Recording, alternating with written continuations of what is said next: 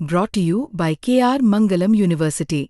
We provide you the platform to turn your dreams into reality. Give wings to your aspirations with KR Mangalam University.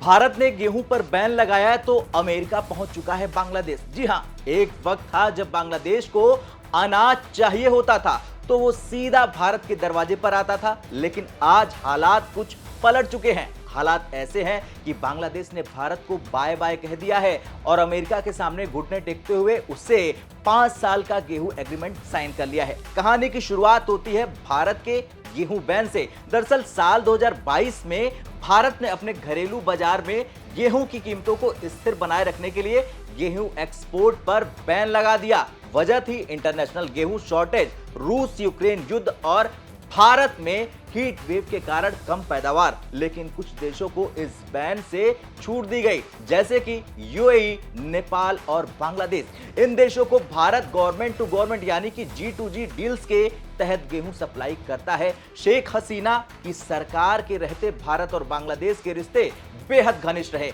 जब भी बांग्लादेश में गेहूं की कमी हुई, भारत ने तुरंत मदद की। बांग्लादेश को भारत से सप्लाई सस्ती पड़ती थी क्योंकि दोनों देशों के बीच लैंड बॉर्डर है। ट्रांसपोर्ट और इंश्योरेंस कॉस्ट लगभग ना के बराबर होती थी। बांग्लादेश हर साल अपनी 85 से 90% गेहूं की जरूरतें आयात करके पूरी करता था भारत से, और यही वजह थी कि भारत उसकी पहली पसंद रहा। लेकिन अब बदल चुका है सीन।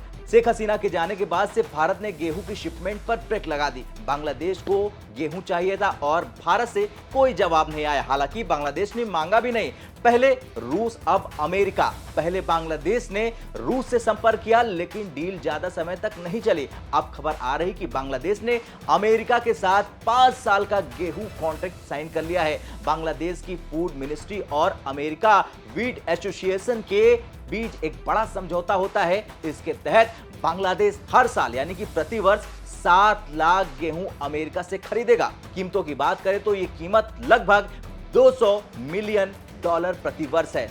अब यहां बड़ा सवाल ये उठता है कि क्या ये डील सिर्फ गेहूं तक सीमित है या इसके पीछे राजनीतिक गेम चल रहा। याद कीजिए, कुछ ही दिन पहले डोनाल्ड ट्रंप ने बांग्लादेश पर 35% का टैरिफ लगाया था, जो 1 अगस्त से लागू हो जाएगा। ऐसे में यह माना जा रहा कि बांग्लादेश ने ट्रंप को इंप्रेस करने के लिए अमेरिका से ये गेहूं डील साइन की है, और उम्मीद यही है कि ट्रंप टैरिफ में नरमी दिखाएंगे, जो बांग्लादेश उम्मीद दिखा रहा है। वैसे भारत की बात करें तो भारत ने गेहूं एक्सपोर्ट बैन इसलिए लगाया था ताकि देश में कीमतें न बढ़े और पब्लिक डिस्ट्रीब्यूशन सिस्टम प्रभावित ना हो सके। लेकिन अब गेहूं प्रोडक्शन धीरे धीरे स्थिर हो रहा, फिर भी बैन को पूरा हटाया नहीं गया है। ऐसे में भारत को शायद बांग्लादेश जैसी रणनीतिक इकाई को प्राथमिकता देनी चाहिए थी। हालांकि भारत देता भी है, लेकिन यूनुस की सरकार ने खेल को पलट दिया है। बांग्लादेश अब अमेरिका का नया लॉन्ग टर्म कस्टमर बन चुका है। इससे अमेरिका को 2 फायदा होगा।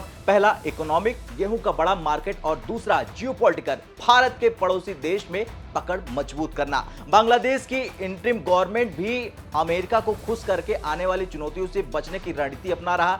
और अब आपसे सवाल यह उठता है कि क्या भारत को बांग्लादेश की मदद करनी चाहिए थी या भारत ने सही किया, और क्या ये डील अमेरिका बांग्लादेश के रिश्तों की नई शुरुआत है, और क्या भारत से गेहूं ना लेकर बांग्लादेश ने अपने पैरों पर कुल्हाड़ी मार ली है। हाँ या ना में कमेंट कर जरूर बताएं। जय हिंद।